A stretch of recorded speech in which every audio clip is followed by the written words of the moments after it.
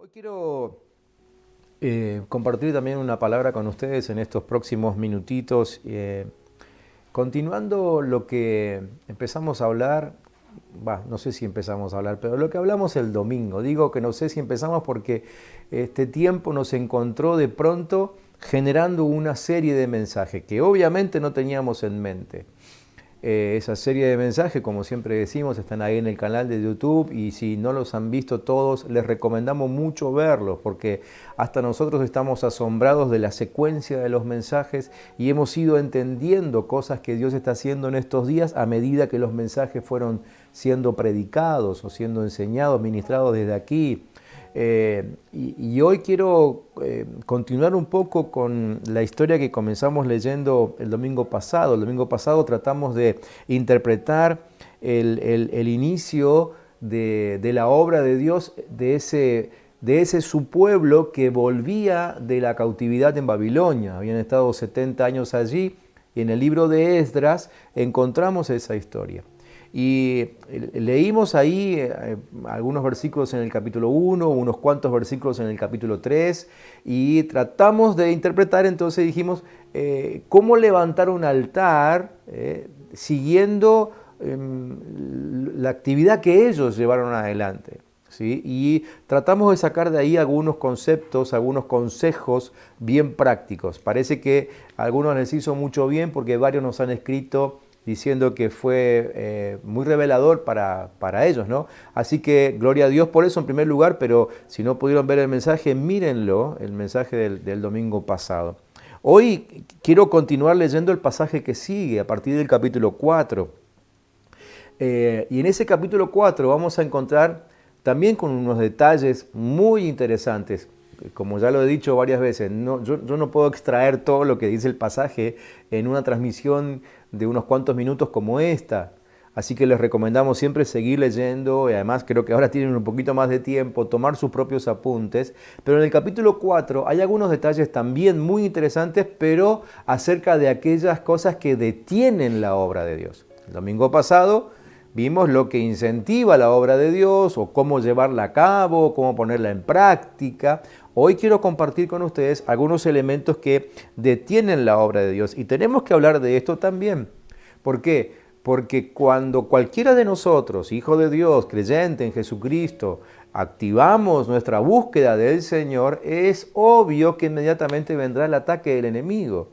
Y sabemos que cada uno de ustedes lo está sufriendo de alguna manera, algunos quizás en mayor medida, otros en menor medida, algunos quizás con quizás más experiencia, ¿no? en ataques, no sé cómo llamarlo, ¿sí? Pero en definitiva todos estamos siendo atacados por el enemigo de alguna manera u otra.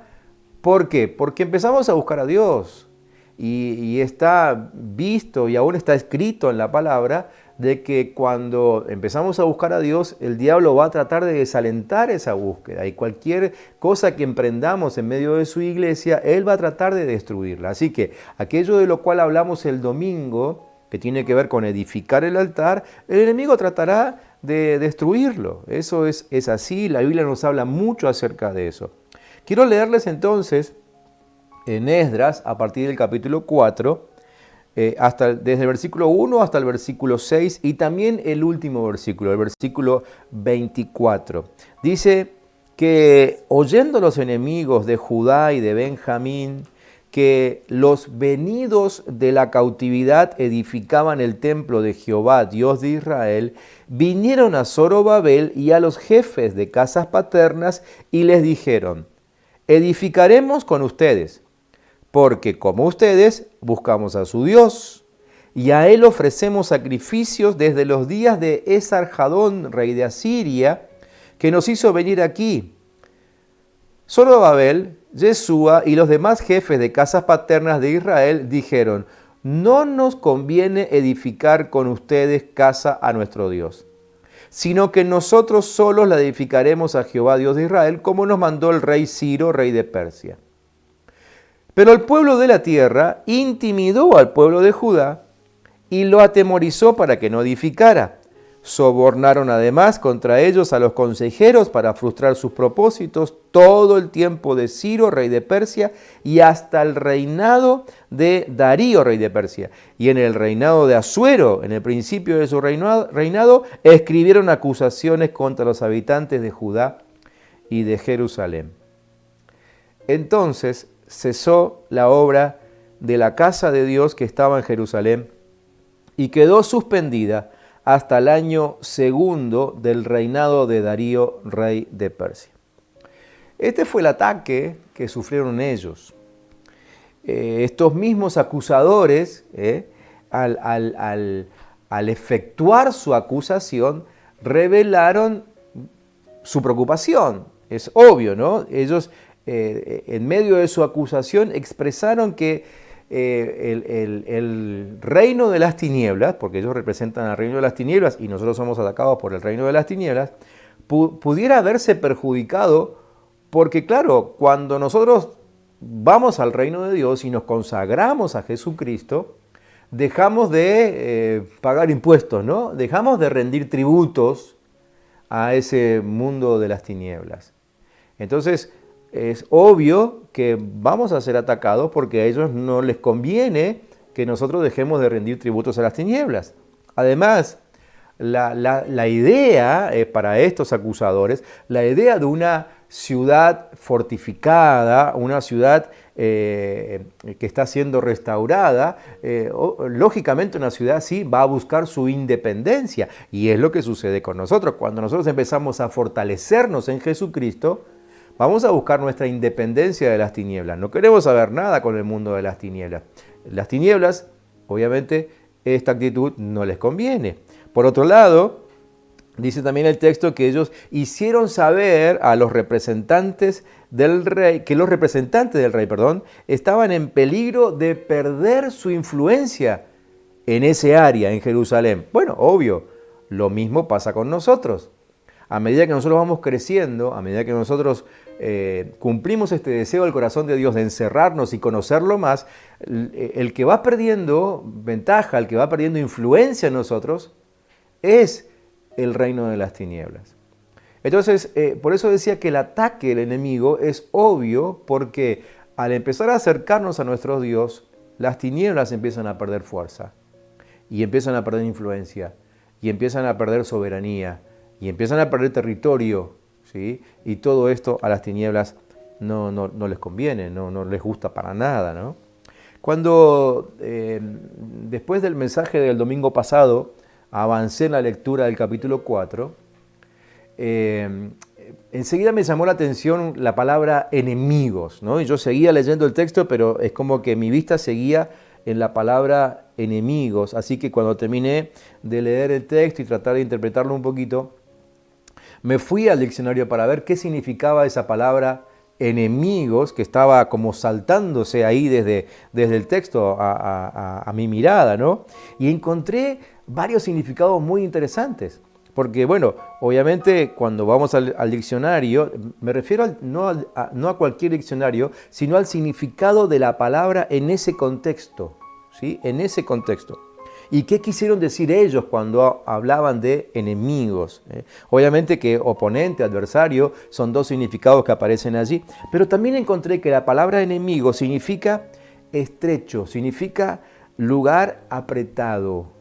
Entonces empecé a reaccionar y a darme cuenta de que está hablando de este tiempo, o si algo sentimos nosotros en este tiempo, es que nuestra casa, por más grande que sea, empieza a quedarnos chica, ¿no?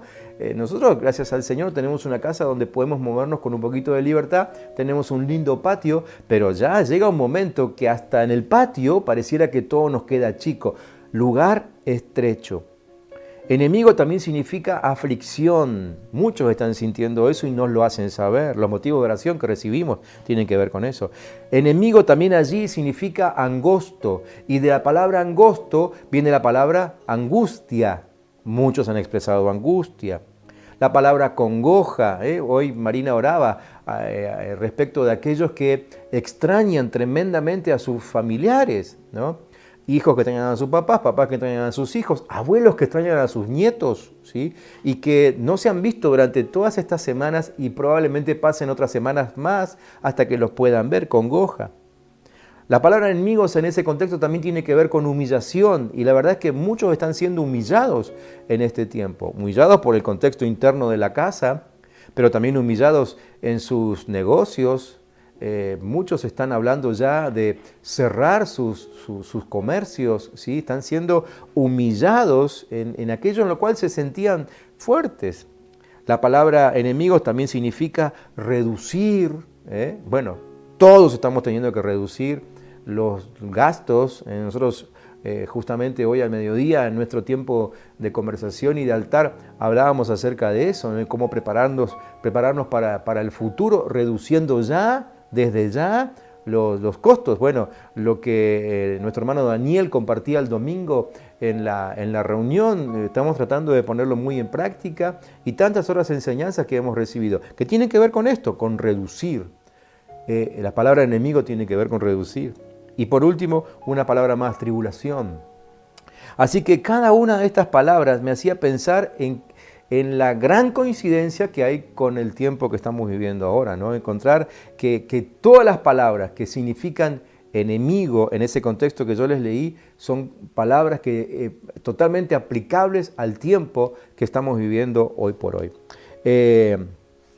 Y aún estas palabras tienen que ver con cosas que nuestro Dios nos ha pedido, porque Dios nos pidió este encierro. Pero en el encierro estamos sintiendo la estrechez, la angostura, la angustia, la opresión de alguna u otra manera. Pero repasemos algunas frases específicas que tienen que ver con lo que estos enemigos hicieron con el pueblo de Israel en aquel tiempo y que obviamente está haciendo con nosotros hoy también. En primer lugar, dice el texto que el enemigo desmoralizaba al pueblo. No sabemos cómo lo hacía, aunque algunos indicios tenemos, pero lo que me llamó la atención es que el término desmoralizar allí significa debilitar las manos. Me llamó la atención. Inmediatamente pensé en la productividad, porque es lo que, las manos simbolizan eso, ¿no? Simboliza productividad. Y hoy vemos que muchos están desmoralizados por falta de productividad, ¿sí? Estos enemigos del pueblo hebreo le hacían sentir al pueblo que nunca lograrían su propósito, ¿sí? Así es como los desmoralizaban.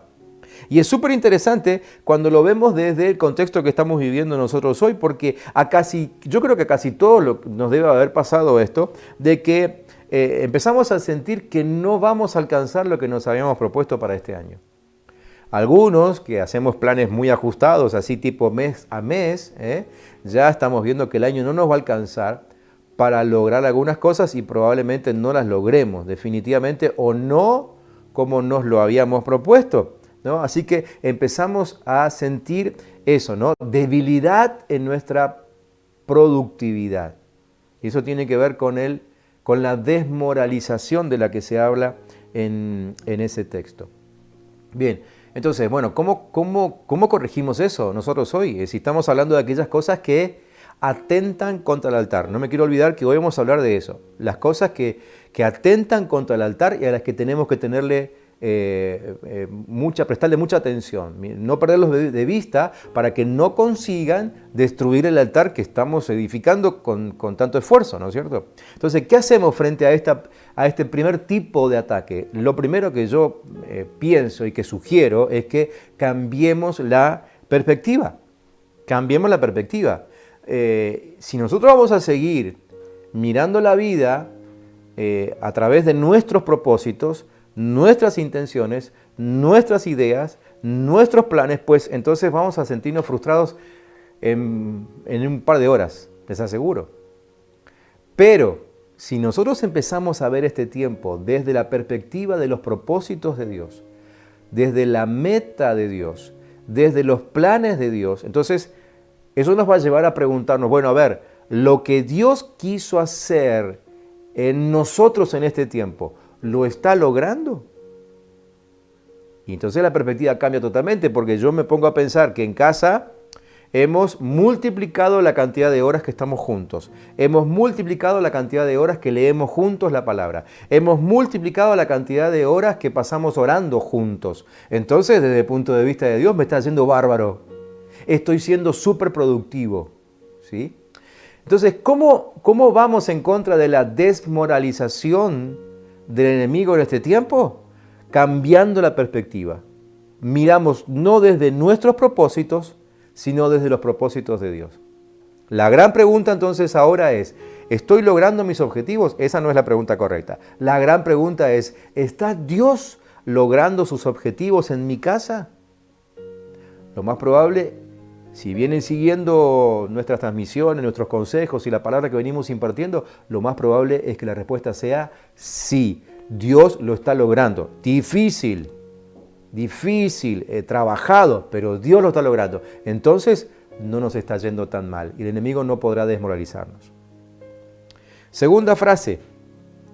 Dice el texto que el enemigo amedrentaba a los del pueblo de Israel para que no edificaran. ¿Sí? Sí, la idea que da esta frase es de acciones fuertes que mantenían a los trabajadores todo el tiempo llenos de tensión, llenos de temor. El domingo pasado decíamos que ellos edificaron el altar, pero con mucho temor. Así que yo me imagino la escena, ¿no es cierto? Ellos tratando de construir el altar, tratando de reedificar el templo, pero todo el tiempo mirando a su alrededor a ver si no se acercaba algún enemigo.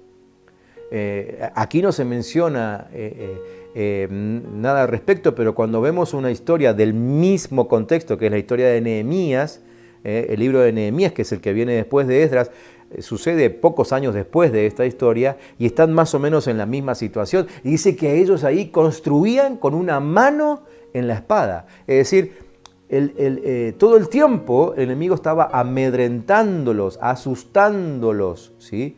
Y eso les generaba, obvio, miedo, ¿no? Y yo creo que hoy la situación que vivimos no es, no estamos esperando que alguien nos ataque. De hecho, creo que tenemos mucho menos miedo a los ladrones en esta época porque ellos tampoco deberían andar en la calle y creo que algún tipo de seguridad estamos viviendo. Pero el amedrentamiento viene a través de las normativas que todo el tiempo se nos agrega para vivir, para existir. Porque se nos dice que, primeramente que no podemos salir a la calle, que hay un montón de oficios que no son reconocidos en este tiempo, no se puede trabajar en algunas cosas. Las normativas constantemente nos están metiendo miedo, ¿no? Nos están asustando. Por supuesto que entendemos, desde el primer día lo dijimos, que las normativas son buenas,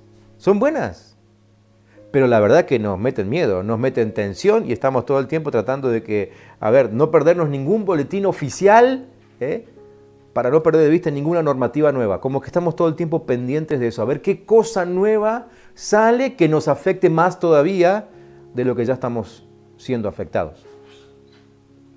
¿Cómo resolvemos esto? Aquí el consejo es concentrar tu mirada en el reino de Dios. Recién te decía, el primer consejo que te daba recién es concentrar tu mirada en los objetivos de Dios.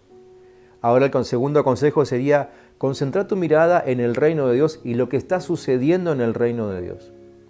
Siempre hemos enseñado esto, desde nuestro ministerio por lo menos, que Dios está trabajando a favor nuestro y lo hace con todos los ángeles que están ahí alrededor de Él. Y cuando hemos enseñado acerca de cómo buscar revelación, hemos hablado de esto, de mirar cuáles son las actividades y aún cuáles son las herramientas que los ángeles tienen, porque eso nos revela lo que Dios está haciendo a favor nuestro, ¿sí? Entonces ahora este consejo tiene que ver con esto. ¿Qué es lo que está sucediendo alrededor del trono del Padre? ¿Sí?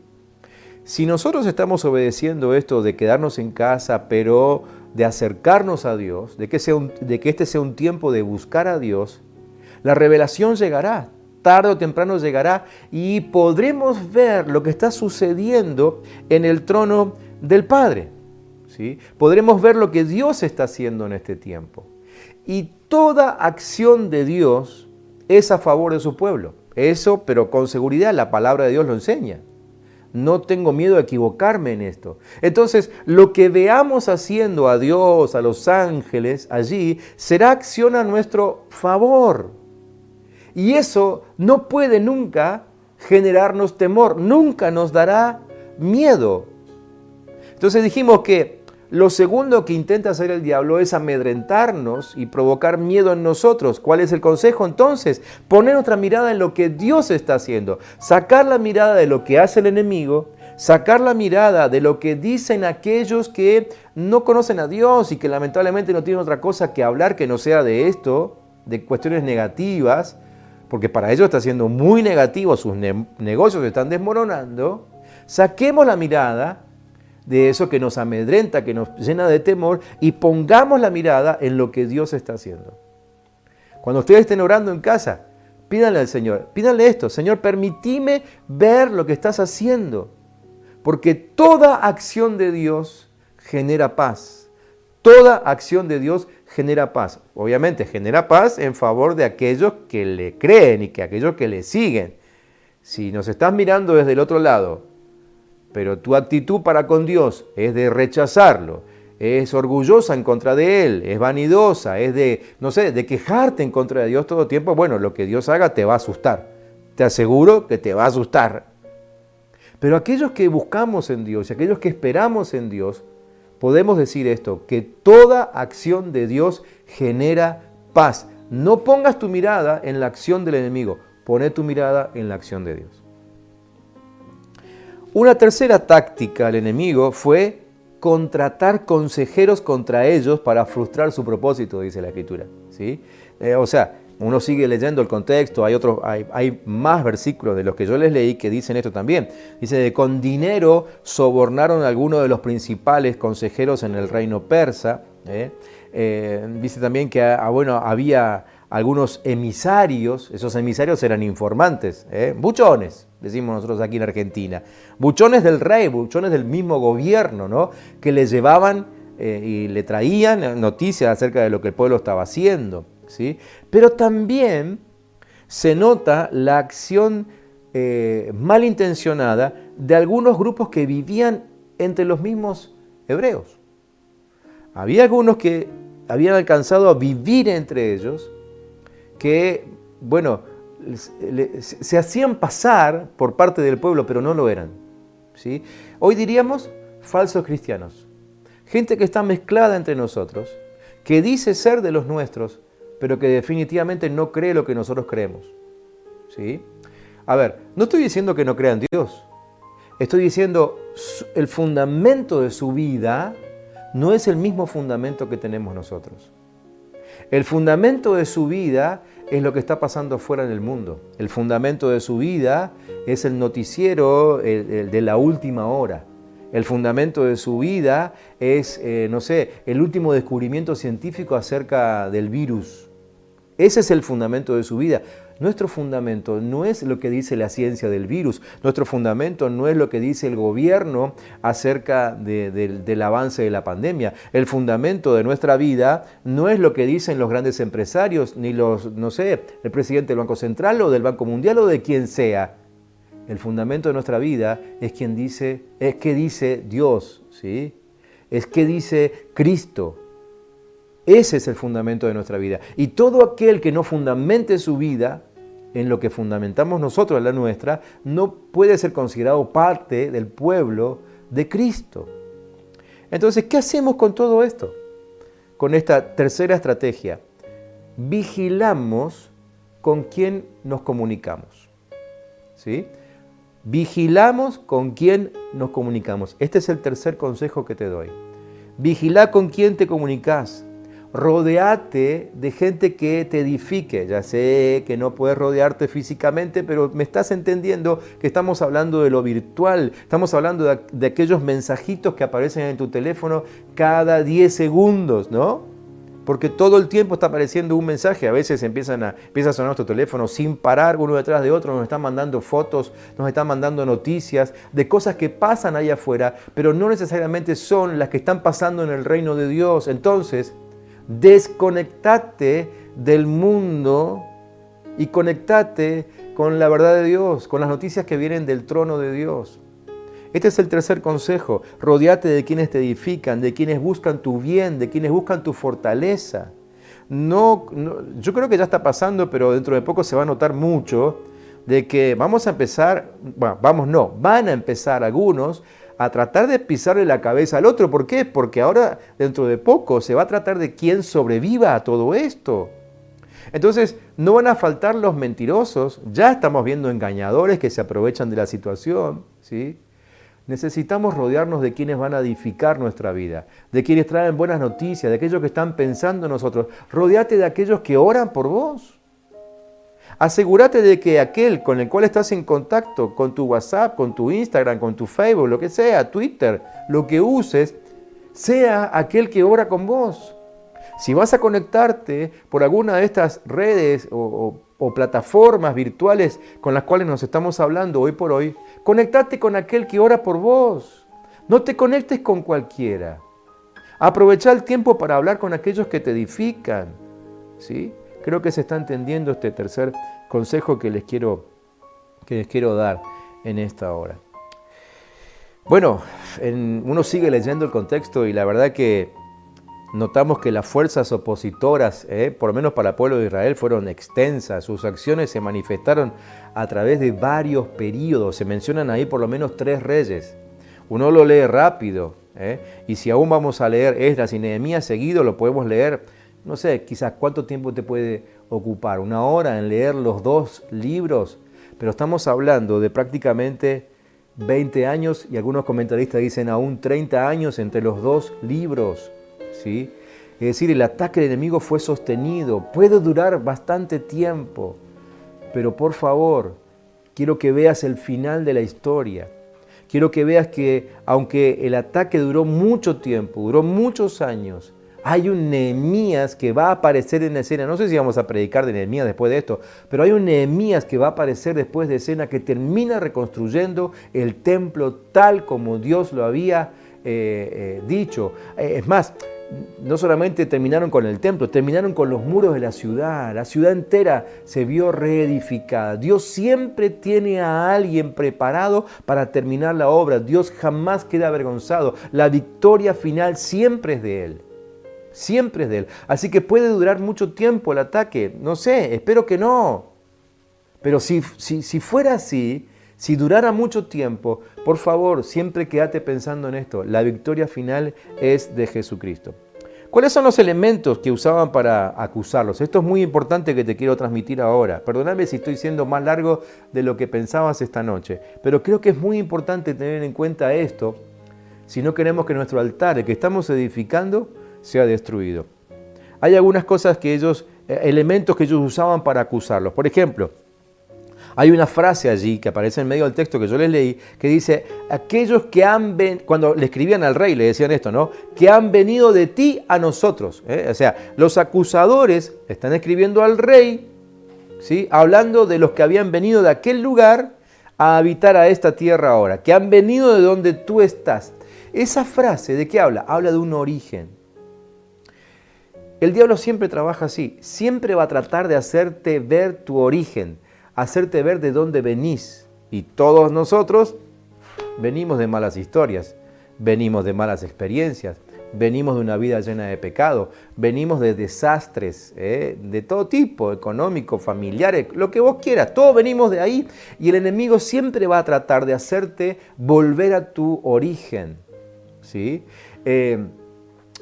Y sobre todo en este tiempo en que estamos encerrados, no va a faltar que alguien en casa te recuerde de dónde venís, que alguien en casa te recuerde tu fracaso, que alguien en casa te diga, ahora te vas a poner a orar, siendo que fuiste tal y tal cosa. El enemigo siempre va a tratar de recordarte que tuviste otros intentos de avivamiento, ¿no? El enemigo va a llegar a tu cabeza y te va a decir, pero si vos ya intentaste acercarte al Señor y no pudiste, ya intentaste orar y no avanzaste, ya intentaste entender la Biblia y no... Bueno, es una estrategia del enemigo. Te pido en nombre de Jesús que abra los ojos y que lo puedas ver, porque sé que ahí donde me estás viendo ahora, te está pasando, porque el enemigo te está acusando de esa manera, haciéndote recordar tu origen. Entonces, ¿cuál es el consejo? O no sé, yo te digo lo que le diría yo, en realidad lo que le digo diciendo casi todos los días. Le digo al enemigo, sí, tenés razón, de ahí vengo, pero ya no vivo ahí. Ahora estoy viviendo en lugares celestiales con Cristo Jesús, que me hizo sentar al ladito, justo al ladito del Padre Celestial, y disfruto de su presencia, disfruto de su poder, disfruto de sus bendiciones, porque eso es lo que dice la palabra, ¿sí? Efesios capítulo 1, lo mencionamos en algunos de los mensajes anteriores. Así que contrarrestá esa acusación del diablo con palabra de Dios. Si has creído que estás en Cristo Jesús, decíselo al diablo. No hace falta que discutas con él, decirle, sí, tenés razón, de ahí vengo, pero ya no vivo ahí. Ahora vivo en esta otra tierra que es tierra de bendición, que es tierra que Dios está protegiendo. Yo vivo ahora una nueva vida. Esta es la promesa de Jesús, ¿sí? De hecho, bueno, quizá alguno que me está viendo ahora nunca pensó en que ahora vive una nueva vida, porque a lo mejor todavía no le está sucediendo. Es fácil llegar ahí. Jesucristo dijo, si alguno simplemente cree en mí y lo manifiesta, es decir, lo dice, lo declara, automáticamente pasamos a vivir en lugares celestiales. Así que si todavía no hiciste nunca esta oración, yo te aliento que le digas a Jesús, ahora mismo decirle, Jesús, yo quiero esa promesa para mí. Yo quiero vivir en lugares celestiales. Yo ahora entiendo, yo ahora creo esa palabra. Yo creo en Cristo Jesús. Te pido que me traslades justo al lado del Padre para que el enemigo, el diablo, no me pueda tocar. Es una oración muy fácil. Espero que la estés haciendo justo ahora. Dice también la Escritura que empezaron a divulgar, cuando le escribieron las cartas, ¿no? al rey, empezaron a divulgar que los judíos, y particularmente los de la ciudad de Jerusalén, tenían la fama de ser rebeldes y reacios a someterse a los reyes. Claro, el diablo sabe que en tus años anteriores fuiste rebelde a la voz de Dios. Así que, otra vez, va a venir con acusación y te va a hacer sentir que estás en rebeldía. De hecho, es muy probable que estos días te des cuenta que algunas cosas que te propusiste no te funcionan, ¿no? Porque a lo mejor, no sé, digo, por decir algún ejemplo, te propusiste no decir malas palabras y de pronto ahí en el entorno, en el contexto, te salió una. Y entonces viene el diablo y te dice, ¿ves que sos rebelde a la palabra de Dios? Te va a decir así, te va a tratar de desobediente. Bueno, fue lo que estos quisieron hacer con los judíos, ¿sí? Entonces le escribieron una carta al rey tratando de causar una impresión falsa o falsa a medias, porque la verdad es que ellos, los judíos, habían sido rebeldes. Se encontró en los escritos de la antigüedad que Jerusalén se había rebelado en contra de los reyes. Pero buscando acerca de la rebeldía de Jerusalén, también se encontró el decreto de Ciro, que en realidad fue un decreto de Dios. Cuando uno lee lo que Dios hizo a través de Ciro, Ciro no se enteró nunca, me parece, pero en el libro de Isaías encontramos eso, de que Dios convocó a Ciro para que escriba un decreto de libertad al pueblo de Dios. Entonces, buscando los escritos de la rebeldía de Israel, encontraron el decreto que Dios había establecido acerca de su libertad. Y esto es lo que quiero decirte. La segunda forma de contrarrestar los ataques del enemigo. Hablarle al enemigo de los decretos que están a tu favor. Colosenses capítulo 2, versículo 14, dice que Cristo, cuando murió en la cruz, anuló todos los decretos que había en tu contra. Todos. Entonces, si había un decreto para que te mueras porque fuiste rebelde, para que te enfermes porque fuiste infiel, lo que sea, todos esos decretos quedaron anulados. Y pasaste a disfrutar de un nuevo decreto de vida, que es el decreto que el Padre suelta a través de la obra de Cristo Jesús y que se pone en funcionamiento después de su resurrección, que hace que vos puedas disfrutar de la vida y vida en abundancia, dijo Jesús. ¿Sí? Ese es el decreto debajo del cual se mueve tu vida.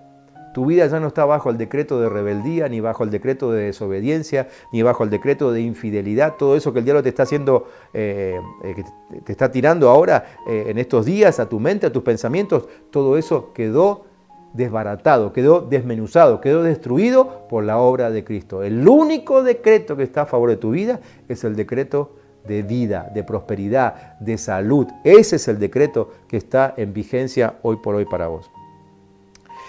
Así que bueno, vemos ahí, no quiero seguir ahondando en detalles, me parece que ya estás entendiendo hacia dónde vamos y podés sacarle todavía mucho más jugo a este pasaje que estamos estudiando. Pero vemos que ellos con mucha fuerza, de hecho el texto dice que se hizo sentir la arremetida con poder y con fuerza, ¿no?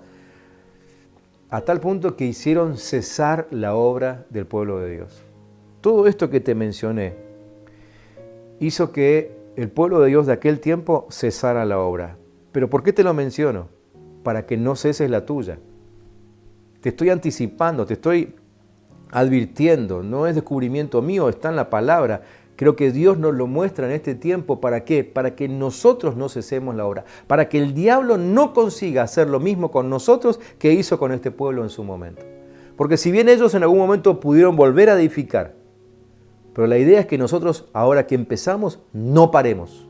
Y que sigamos adelante en el nombre de Jesucristo, en el poder de Jesucristo, ¿sí? Recordemos cómo termina la historia. Las ruinas fueron restauradas.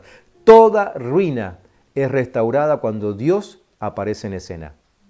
Así que trae a Cristo Jesús a tu casa y cualquier ruina que pueda haber ahí, Dios mismo la levantará. Esa es su promesa. En este caso, lo que estamos viendo aquí, la oposición al programa de reedificación vino de afuera. Así que cerrá tus puertas, cerrá tus ventanas, espiritualmente hablo, ¿no? Para que el enemigo no pueda meterse en tu casa. Poné tu mirada en el reino de Dios. Poné tu mirada en los propósitos de Dios.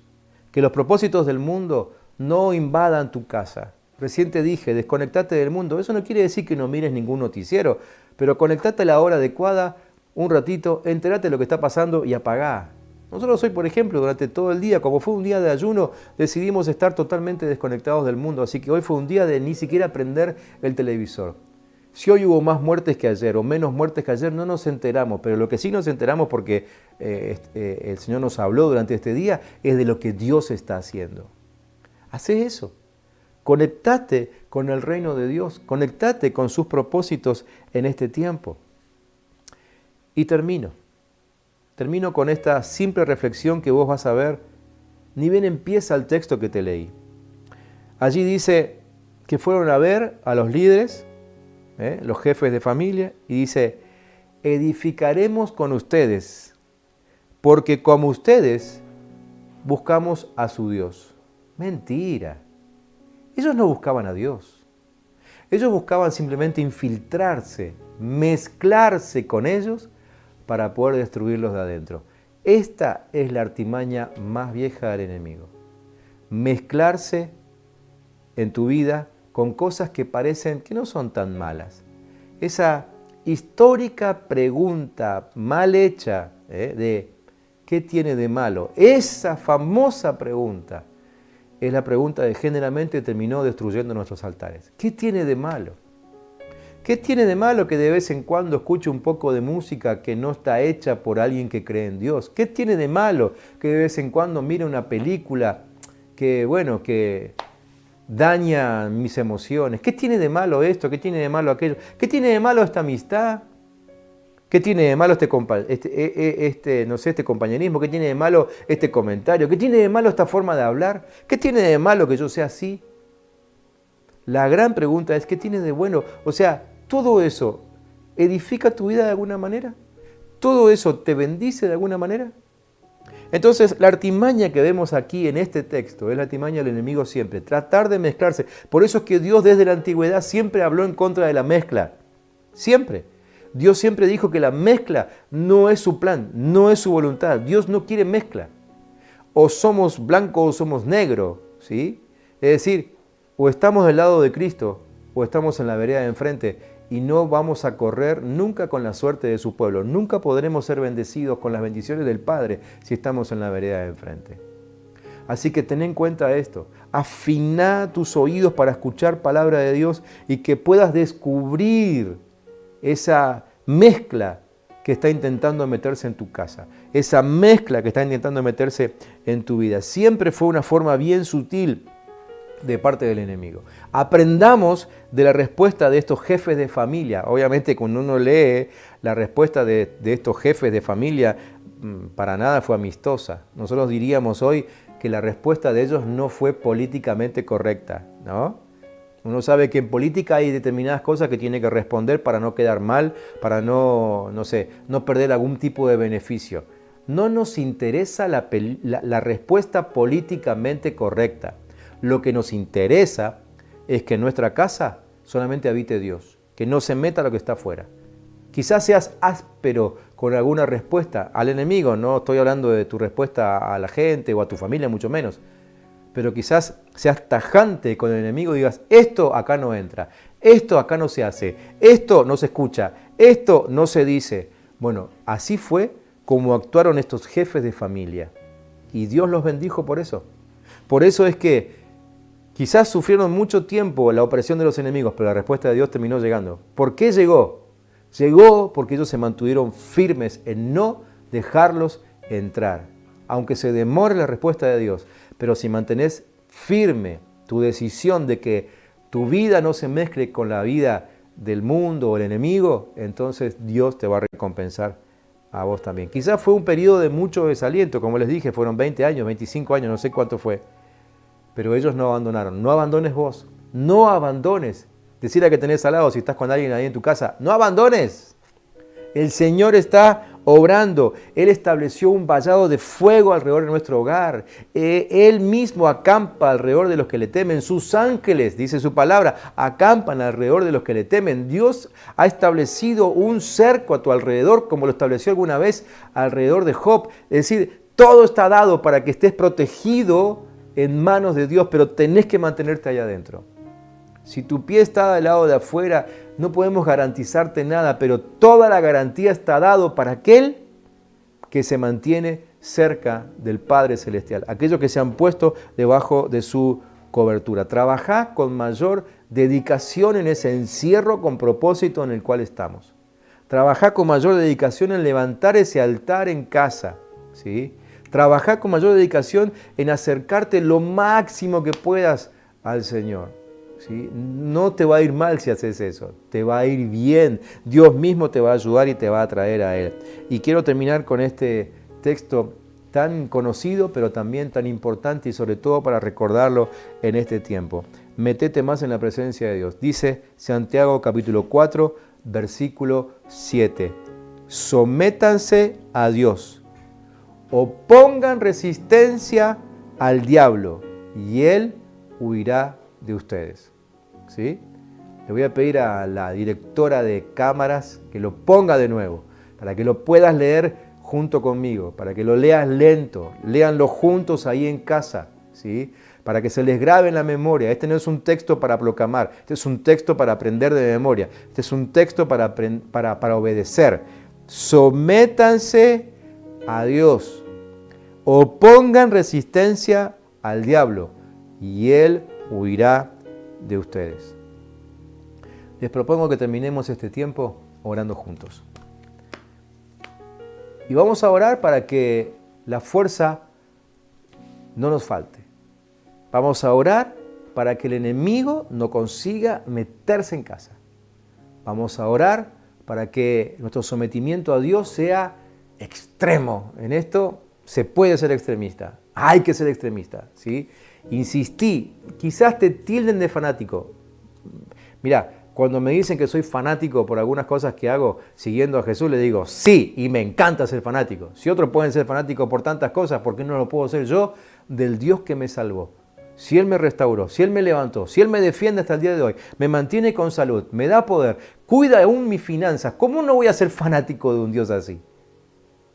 No tengas miedo de que te tilden de fanático, acércate a Dios más que nunca. Vamos a orar. Y con esta oración que vamos a hacer ahora, estamos entregando el ayuno de hoy. Vamos a orar declarando que hemos ayunado buscando el rostro del Señor como Él nos ha pedido. ¿Sí? Estamos tratando de ser obedientes y sabemos que eso recibe recompensa. Ahí donde estás, cerrá tus ojos, si es posible, y orá junto conmigo. Padre Celestial, una vez más, oramos en el nombre de Jesús, porque es el nombre que está sobre todo nombre, porque es Jesús el que entregó su vida para que nosotros no seamos destruidos por el enemigo, porque es Jesús el que hoy intercede delante tuyo por nosotros, es Jesús nuestro abogado, es Jesús el que nos sentó a la diestra del Padre, lo dice la palabra, es Jesús el que nos puso en lugares celestiales, es Jesús el que abrió el camino para llegar otra vez a nuestro Dios creador, es Jesús el que abrió la puerta, Él mismo es la puerta por la cual entramos en este momento, Él es el camino, Él es la verdad, Él es la luz, por eso oramos en el nombre de Jesús, para que nuestras vidas estén protegidas y fortalecidas en Él. Señor, te pido que la fuerza de tu Espíritu venga sobre mis hermanos allí, los que nos están viendo en vivo, pero también todos aquellos que vean este video, quién sabe cuándo lo vean, quizá mañana, quizá dentro de un año, quizá dentro de 10. Pero cuando les llegue esta palabra, reciban fortaleza de tu Espíritu Santo, Señor, y entiendan que no hay ataque del enemigo que no pueda ser repelido si lo hacemos en tus fuerzas. Señor, en el nombre de Jesús, hoy declaramos que nos sometemos a Dios, nos sometemos al Padre Celestial. Le presentamos oposición al diablo. Declaramos que no queremos tener nada que ver con sus obras oscuras, con las obras de las tinieblas. Rechazamos esas obras, renunciamos a ellas si en algún momento participamos de ellas y hoy nos posicionamos en lugares celestiales. Declaramos que estamos del lado de Dios y que en Él esperamos, que Él es nuestra protección, que Él ha establecido vallado de fuego alrededor nuestro, que Él nos ha encerrado en su cerco, su mano grande y fuerte nos sostiene y nos cubre de todo mal. En el nombre de Cristo Jesús. Señor, este día hemos ayunado, hemos buscado tu rostro, te hemos buscado con ahínco, te hemos buscado con mucho interés, Señor, y sabemos que te vamos a encontrar. Tú no eres un Dios que te guste esconderte, al contrario, tú eres un Dios que se muestra. Muéstrate a tu pueblo en este tiempo, muéstrate en cada hogar, muéstrate a cada corazón, cada persona que está viendo esta transmisión ahí del otro lado. Muéstrate a ellos, Padre, que no pase, Señor, estas próximas 24 horas sin que te muestres de alguna manera. Muéstrate en sueños, muéstrate en visiones, muéstrate como quieras, pero muéstrate, Señor, que tu pueblo se acerque a ti, Señor, que no seamos rebeldes, que no seamos, Señor, pasivos, Señor, que no seamos fríos, Padre Santo, que por el contrario seamos bien calientes con el fuego de tu Espíritu Santo. Señor, que seamos de esos que se levantan, que se ponen en pie, que luchan por tu obra, que se comprometen contigo, que se comprometen con tu obra, Padre Santo. Señor, no nos encuentres mediocres, Padre, en nombre de Jesús. No nos encuentres mediocres, Padre Santo. No nos encuentres tibios, Señor. No queremos ser vomitados de tu boca. Queremos ser calientes, con fuego del Espíritu Santo en nosotros. Señor, bendigo a mis hermanos allí, los que han estado todo este día de ayuno. Bendigo a los que hacen este esfuerzo y aún más que un día, 2 días, 3 días, 10 días, Padre, que están todo el tiempo intercediendo por tu pueblo. Los bendigo en el nombre de Jesús, que reciban palabras, Señor. Bendigo a tus siervos, los pastores, a los apóstoles, a los profetas, a los que buscan dirección de Dios todo el tiempo. Bendigo desde el primero hasta el último que se haya entregado a Cristo en este tiempo. Los bendigo en el nombre de Jesús, para que les vaya bien. Los bendigo para que tengan salud de Dios sobre sus vidas. Bendigo sus familias, bendigo sus finanzas, que el enemigo no consiga tocar sus finanzas. Que veamos, Señor, en este tiempo aún, Señor, cómo se multiplica, Señor, tu provisión sobre cada uno de tus hijos. El Señor es fiel, el Señor es fuerte, el Señor cumple con su palabra. Él nos guarda. Oramos en el nombre de Cristo Jesús. Amén y amén. Que el Señor les bendiga.